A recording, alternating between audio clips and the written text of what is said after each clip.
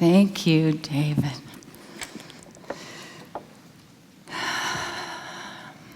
So if this was it, how will you wish that you have lived your life? What would you have wanted to experience? So we're in the middle of a series on this book called Illusions. And it really is about the illusions that we've taken on over a lifetime that may no longer be serving us. And if we think about what exactly is it that we want to experience in life, what is it we're always searching for? It seems like it might come down to this idea of wanting to be happy. Anybody here not want to be happy?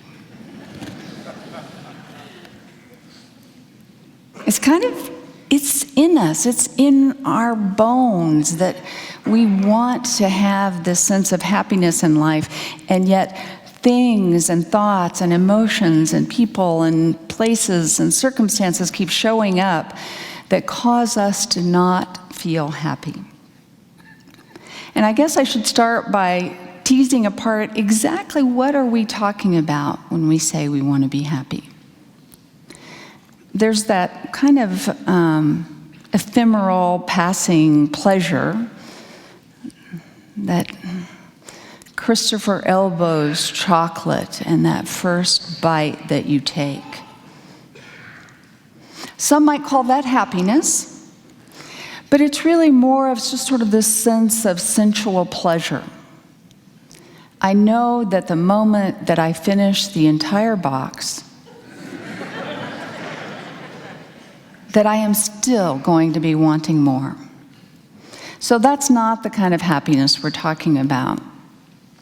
And in fact, I appreciate Richard Fawcett turned me on to a book called The Untethered Soul, The Journey Beyond Yourself. It's by Michael Singer, and he has an entire chapter on what he calls unconditional happiness, the sense of the deepest feeling of well-being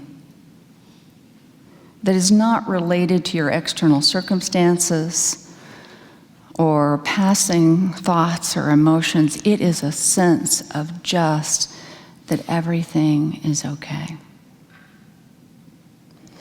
And so in this chapter, in The Untethered Soul, he asks the question,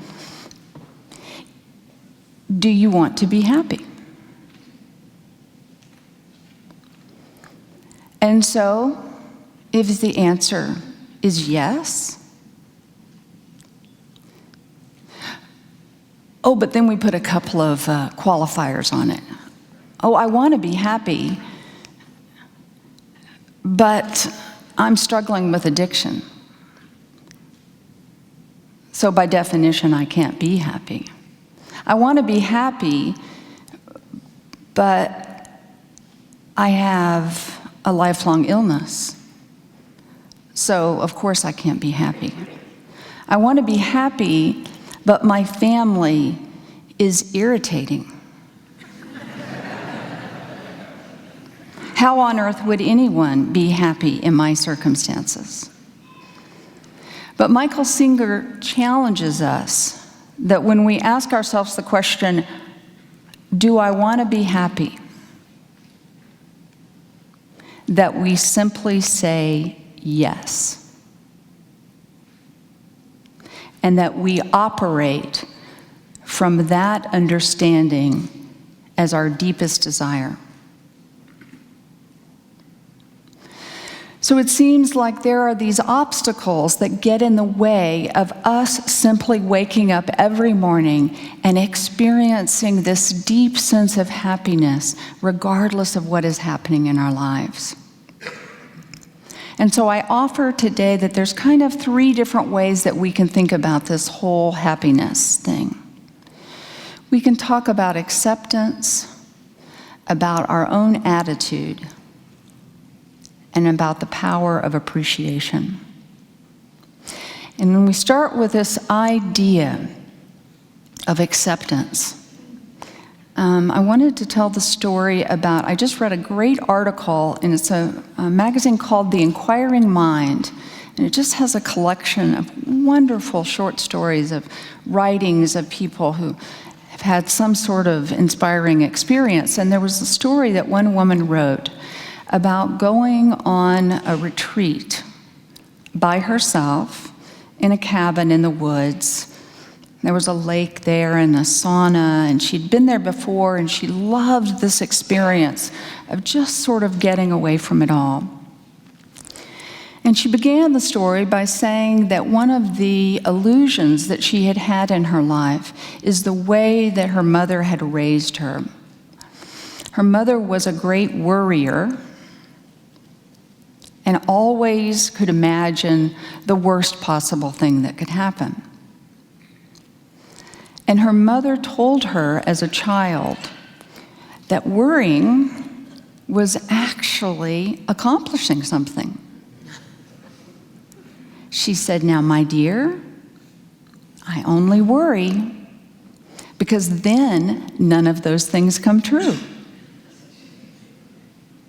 She had made the correlation that I must continue to worry because it is only that worry, anxiety, and fear that is keeping the awful stuff at bay.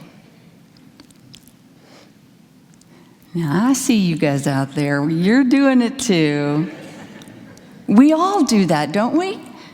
There's a sense of worry is accomplishing something, that we don't want to give it up for fear that if we don't worry, that awful stuff will happen. And yet, in fact, awful stuff is going to happen. This might be the last time we're together. So what do we want to do with it?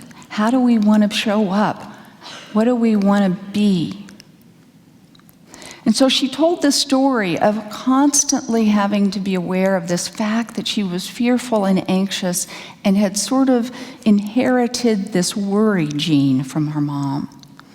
And so she had gone off on this retreat by herself in a sense of wanting to simply confront and learn to accept and to let go of the fear.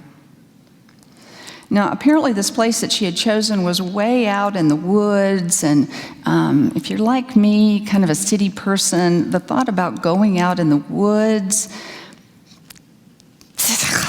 that's a scary, worrisome place in and of itself. So she knew that there were critters and snakes and critters and bugs and spiders, and so she was aware that this was something she always faced when she went on retreat, that this constant anxiety that came up about, oh no, what if I had to encounter a snake or a spider or whatever? But she had come to terms that this retreat was going to be about simply being happy. So she tells the story that she gets to the retreat house, the guy drops her off, she's there all by herself. And so she gets this opportunity. You know, if you're all by yourself and there's a lake and a sauna, you might decide that you just take all your clothes off and jump in the lake. I don't know that I would do that because I'm still afraid of all those critters and snakes and things that might be in there, but that's what she decided to do.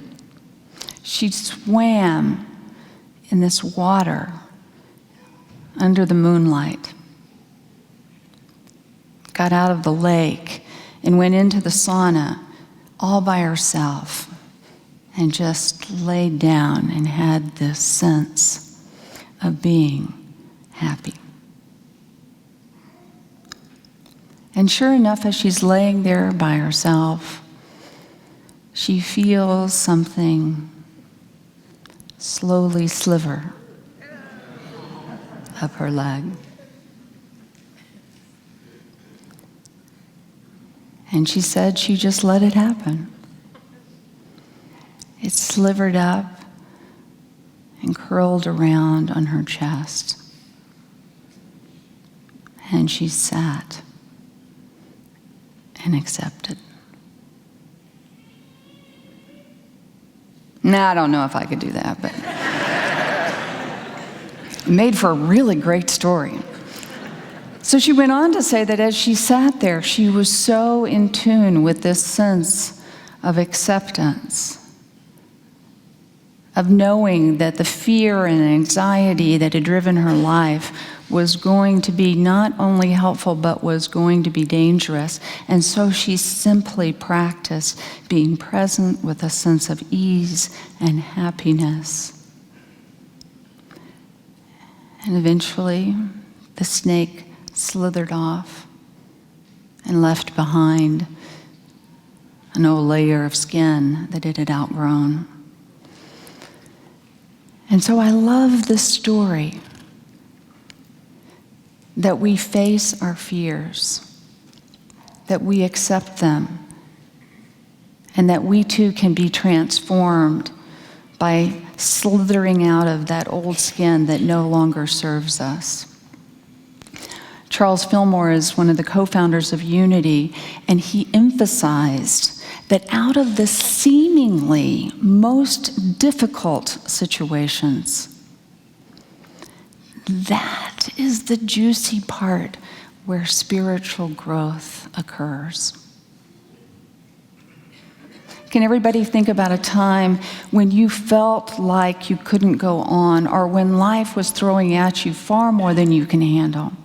And when you look back and realize that you survived it, overcame, and perhaps were transformed by it, how beautiful that sense of acceptance can be. And so acceptance can be part of what enables us to get in touch with this deep happiness within us. And the second thing I want to talk about is attitude. Is our attitude towards what is going on is the most powerful thing that we have to work with. And some of you may have seen this woman who is a Stanford professor. Her name is Kelly McGonigal, and she has been studying stress for the last 20 years. And she gave a talk that said, "How stress is your friend." And she first apologized because she said that she's been studying it all these years and she had made some really big mistakes about what she'd been telling people. She had recently done a study where she gave out a questionnaire to people and she asked them the question, have you experienced a little stress in your life in the last year? Have you experienced a medium amount of stress in the last year? Or have you experienced a great deal of stress in the last year? And then she asked them the question of, was that stress good or bad? And so this was actually an 8-year study where they asked people these questions and broke them up into the various groups.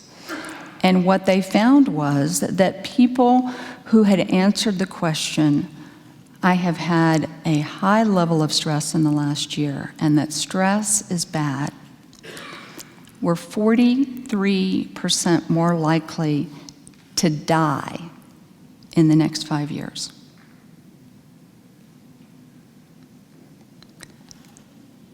The people who said they had a high level of stress in the last year, but believed that stress was good,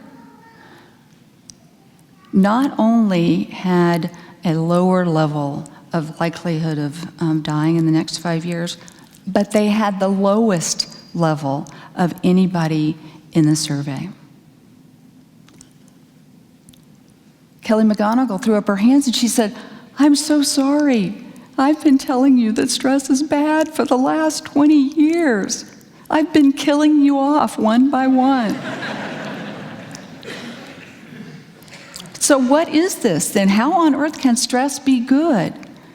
How can our attitude towards stress completely transform our experience of the world? It turns out that what we tell ourselves, that inner voice, when we feel stress arising. Can anybody remember, think about a time when you felt like you were in a very stressful situation? You know, your heart starts to race. Maybe you start to breathe a little bit more quickly. Maybe your palms get sweaty. That's a physiological reaction to the stress that is arising.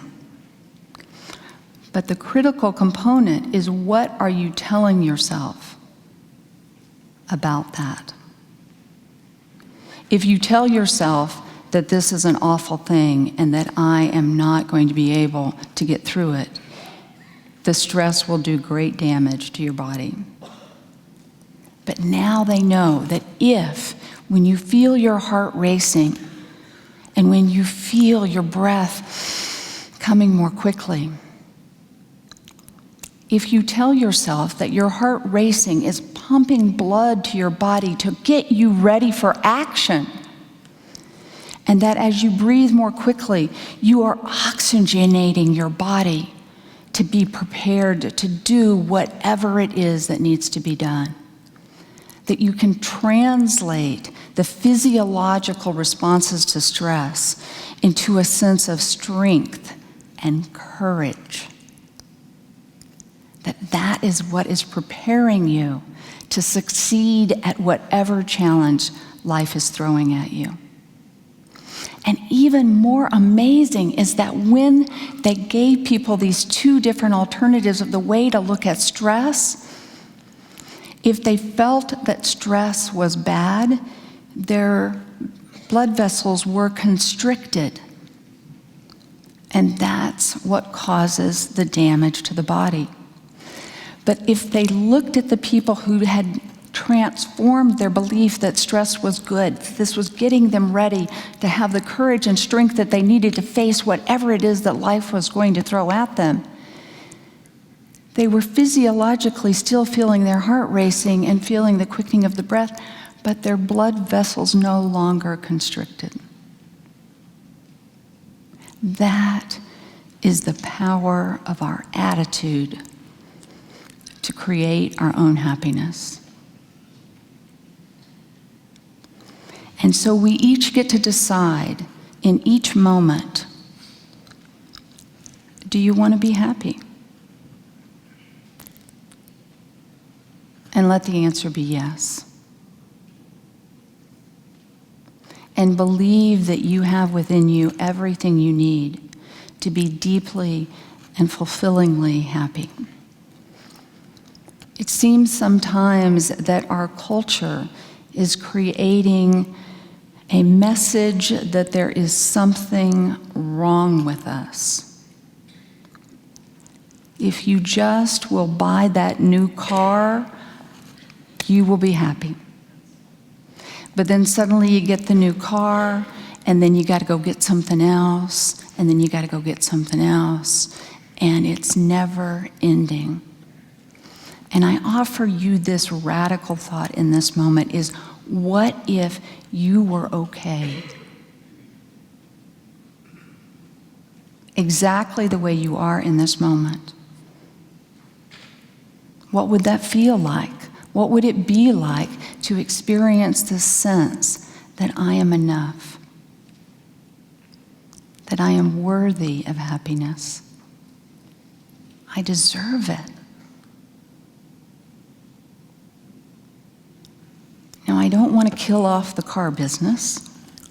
So maybe you buy a new car, or maybe you buy a new house or get a new job, but it is not those external things that are causing you to be happy. It is you inside yourself that are creating this experience of joy, well-being, and worthiness. So the other great studies about happiness that have been done is that there are some simple ways every single day that we can cultivate this sense of happiness. And the simple way is appreciation. We can begin to proactively appreciate, to feel gratitude for what is going right, instead of focusing only on what is going wrong. We can look for the good in ourselves and in others. This sense of gratitude is being found neurologically to be a powerful medicine. If the pharmaceutical company could figure out how to put gratitude in a bottle, they would sell it to you for $100 a pop, and you'd be buying it and eating it up like those Christopher Elbow chocolates. Gratitude is free. We have it in every moment. I challenge each of you that when you leave here today, go find something to appreciate. Go look for the good. If you go out to lunch, find something good about your server. Say that to them. Appreciate something in your partner. If you're watching the football game, find something to appreciate about the Chiefs. Which, thank goodness, is a little bit easier to do today.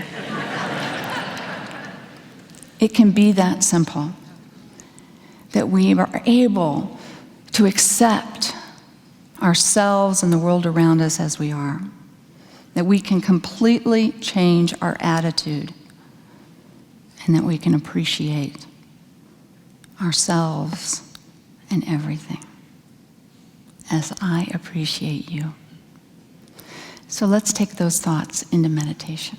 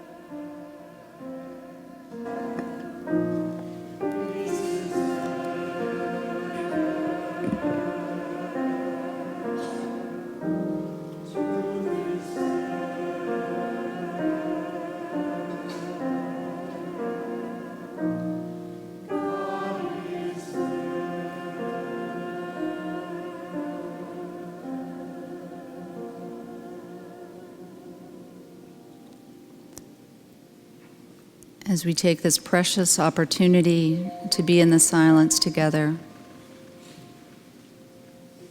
I encourage you to just begin by taking a few slow, full, deep breaths.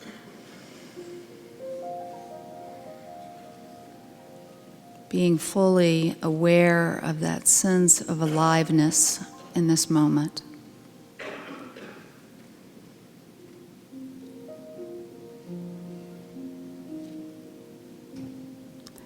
And to take these precious opportunities to reflect upon our deepest desire for happiness.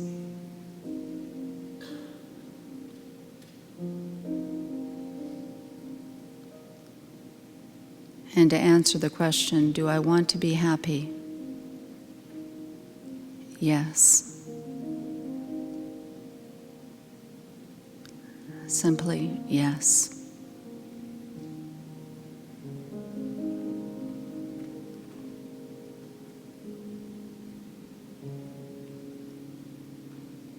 Cultivating that experience of what would it feel like to have that deepest sense of well-being.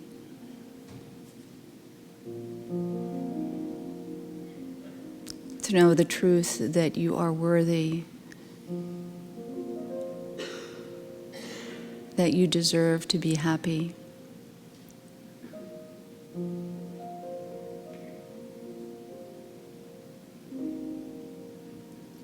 That happiness exists within each and every one of us, just waiting to be tapped into, to be cultivated and radiated out.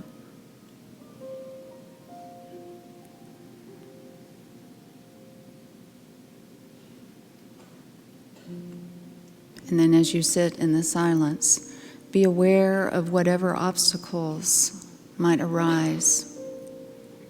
What is it that is keeping you from your happiness?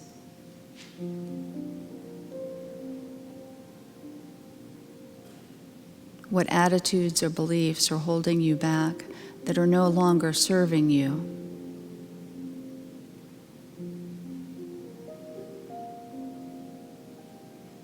What seemingly difficult condition might be that opportunity for spiritual transformation?